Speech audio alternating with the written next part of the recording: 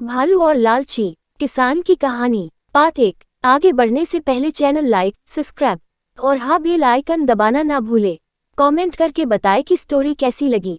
भालू और लालची किसान की कहानी। दोस्तों, आज हम आपको भालू और किसान की कहानी सुनाने वाले हैं। इस कहानी में एक लालची किसान है जो अपने लालच के कारण सब कुछ खो देता है। बहुत समय पहले की बात है। एक गाँव में एक किसान रहता था। किसान बहुत लालची था। किसान के लालच के कारण गांव के लोग किसान को भला बुरा कहते रहते थे।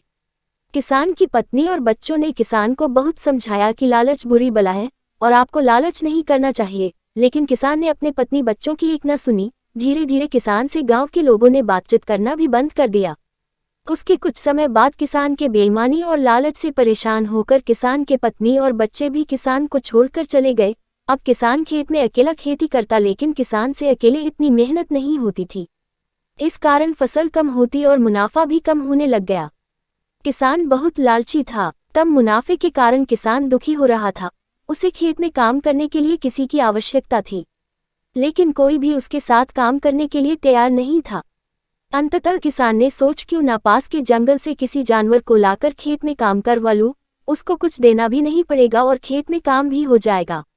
किसान जंगल में गया। उसको एक भालू मिला। किसान ने भालू से कहा कि तुम मेरे खेत में काम करो, तुम्हें भरपेट खाना दूंगा।